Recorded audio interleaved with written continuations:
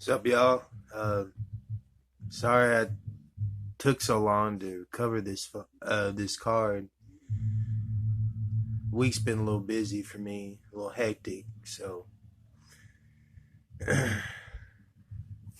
I was trying to make time uh, to do this. I'm glad I've found some time to do this. All right, here we go. UFC 245.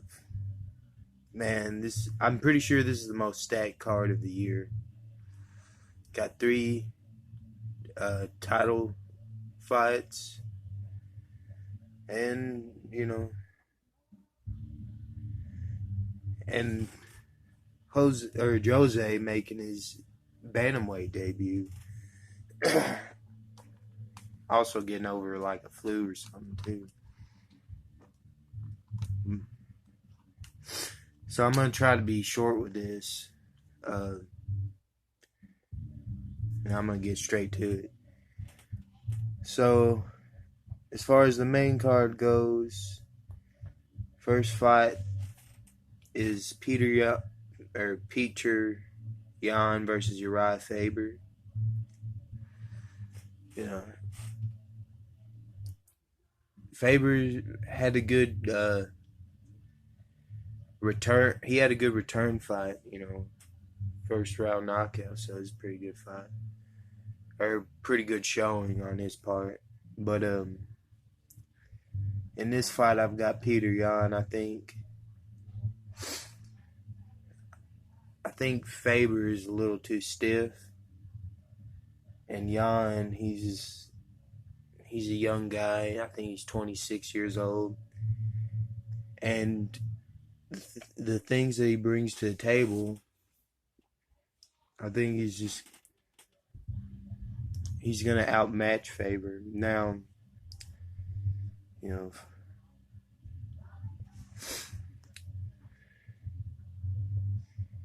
Faber's got the potential to knock someone out, whatever, but they're gonna have about the same reach. On paper, Yan is an inch taller, so his reach, it'll be like his reach is a little bit longer on paper if he's an inch taller or whatever.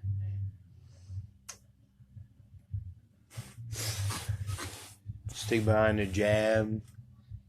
If he sticks behind his jab, or at least throw a jab, throw a rangefinder, filler out there, and then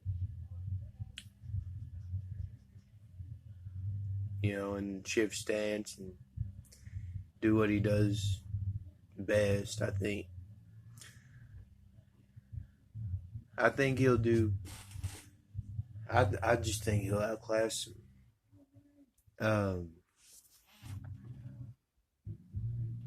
As far as I see it, for some reason I see it going the distance.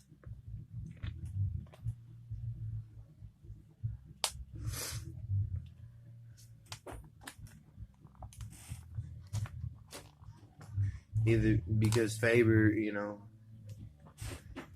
I can't recall him ever getting knocked out. I don't know if it happened. I haven't seen every one of his fights. But I think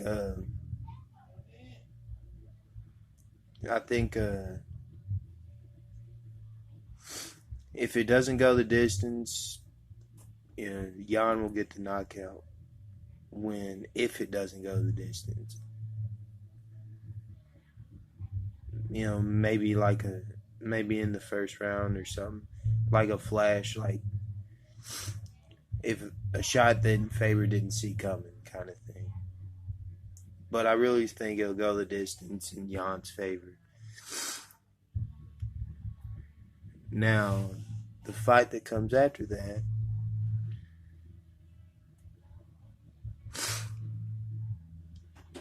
is Marias versus Aldo. That one I've been, a little mixed about. Marias, he's a younger guy. He hasn't taken the amount of damage that Jose has, he's probably, I'd see him, he might be the faster fighter in that fight. Or it might be about the same because Aldo is so fast.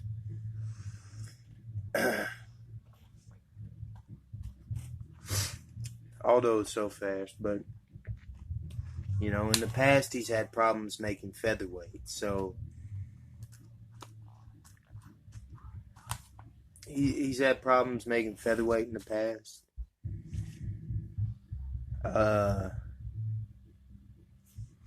And this is his first fight at bantamweight, so it'll be a little bit of an. I mean, it'll be a little. We're gonna find out if he's ready for bantamweight in this fight. Obviously, he's gonna be the taller guy, longer reach. If he comes, you know, if the weight cut didn't deplete him too much,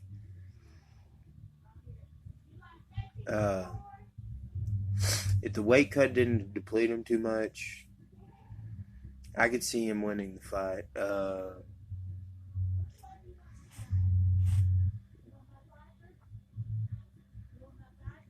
You know, we don't know if the power is going to come down with him.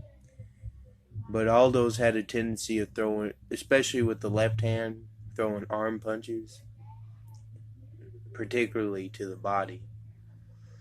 But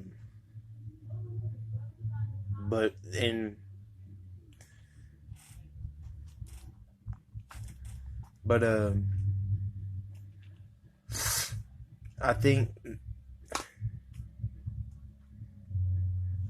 think in this fight, since Aldo's been in love with his boxing more, he's gonna have to watch out for kicks. That's another thing I thought about too. Is Moraes has been throwing a lot of kicks. He'll definitely throw a high kick if he sees Aldo start slipping, punches, slip and rip. You know, doing all that. Moraes is definitely going to start throwing kicks to the head. He's definitely going to kick the legs. That switch kick of Moraes is no joke. I think it's possible you'll see a leg kick or two out of Aldo in this fight. Actually, I think once he gets in there with Moraes, you'll start to see him. That's if, you know, the weight cut didn't deplete him and he gets hit with a shot and it knocks him out. If that doesn't happen,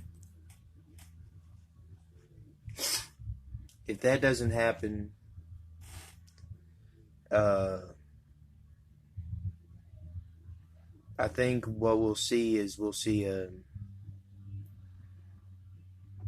more of a kickboxing approach from Aldo's.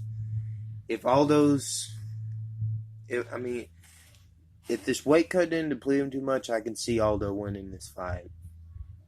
I think he's too long. And I think he can potentially counter. That straight right hand he throws, it'll probably land more often.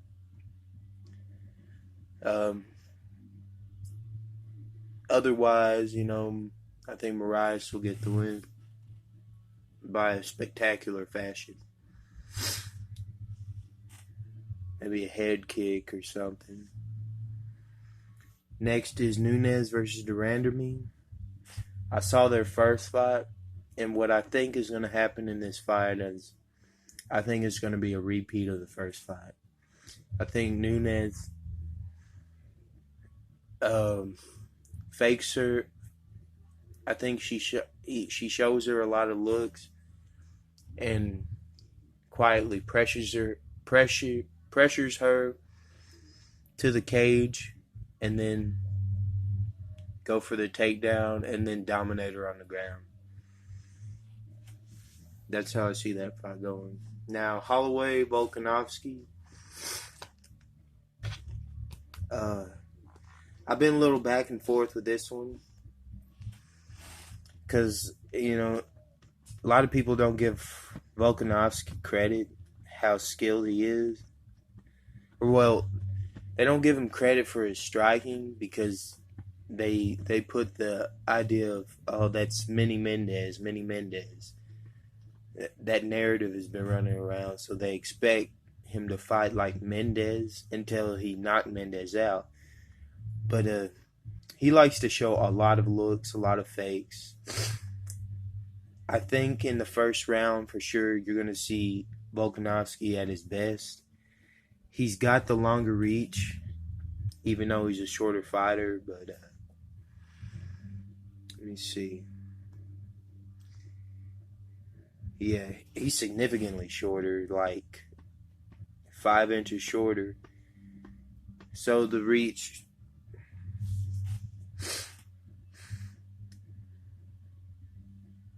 it'll be, since Holloway fights long, it'll seem like his straights will be somewhat effective.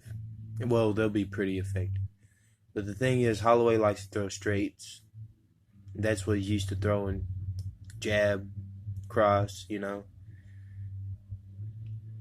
And with having the shorter reach against Poirier, he got countered a lot for that.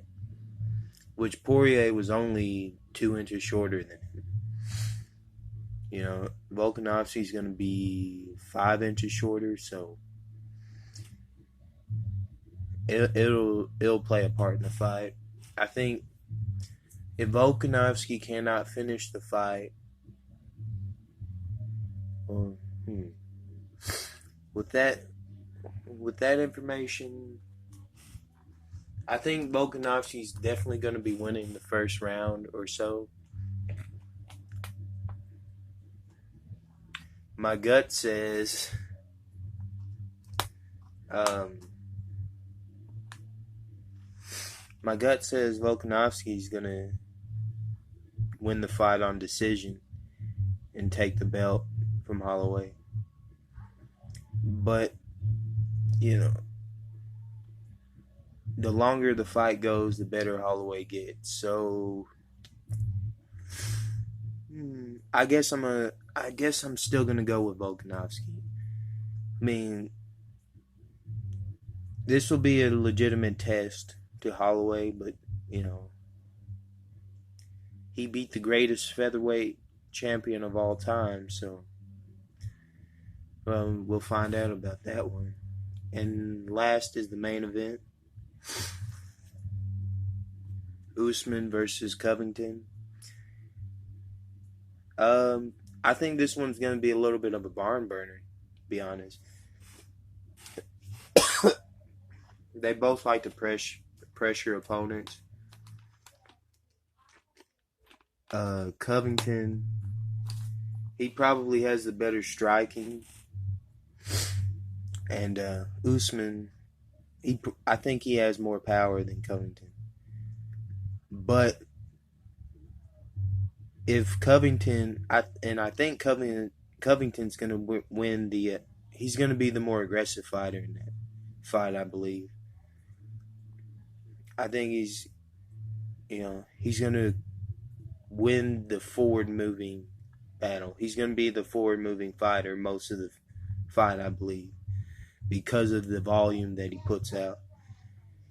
And I think that's going to make Usman start to go to what he knows best, which is wrestling. I think there's going to be a lot of scrambles in this fight. And I think Usman will be winning the grappling exchanges. Striking exchanges, I see Covington winning that portion. So, but I do see this fight going the distance. I think Usman is more likely to get the knockout win in this fight if it happens, like flash knockdown into TKO punches, and But I could see that, but I don't see this fight going that way. I think it's going to go the distance, and I think it's going to be one of the more exciting fights on the card, apart from, the Mike Perry fight. That dude always puts it on no matter who he's fighting. So, but I and because of that, I think it's gonna be a close fight. Since aggression and octagon control by being the forward moving fighter, um, judges might score Covington because of that. But it's hard to pick. If I had to pick, I'm gonna say Usman wins the fight. I think he gets more grappling exchanges. I think he wins more. I think there's more grappling exchanges that happen, and I think he wins them more because he's the bigger man between the two of them. And yeah, that's the end of my breakdown. I hope you guys enjoyed it. I hope you enjoy the fights tonight. I'm not gonna be watching tonight since I have to work, but I will watch them. I'll start watching them tomorrow night, and I plan on doing a reaction, or at least my thoughts video on how I think the card went. All right. Hope you guys enjoy it. We'll see you.